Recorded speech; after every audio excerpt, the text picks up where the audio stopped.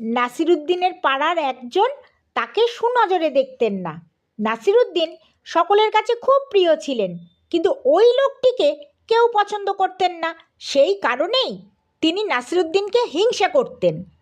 তা সেই লোকটির মেয়ের বিয়ে, পাড়ার সবাইকে নিমন্ত্রণ করেছেন তিনি, কিন্তু নাসিরুদ্দিনকে করেননি।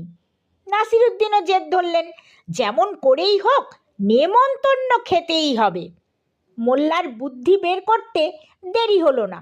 একটা খামের ওপর লোকটির নাম লিখে তার ভেতরে এক টুকরো সাদা কাগজ ভরে খামটার মুখ বন্ধ করে বিয়েবাড়িতে গিয়ে উপস্থিত হলেন।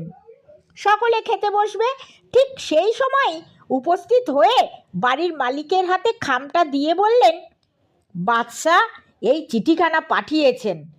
লোকটি তো খুব খুশি, স্বয়ং বাদশাহ নিশ্চয়ই মেয়ে জামাইকে আশীর্বাদ জানিয়ে চিঠি দিয়েছেন। মনের আনন্দে তিনি মোল্লাকে খুব খাতির যত্ন করে বসিয়ে খাওয়ালেন। বেশ পেট ভরে খাওয়ার পর নাসিরুদ্দিন লোকটির কাছে বিদায় নিতে গেলে তার চিঠির কথা মনে পড়ল। এতক্ষণ কাজের ব্যস্ততায় খামটা খোলার সময় হয়নি।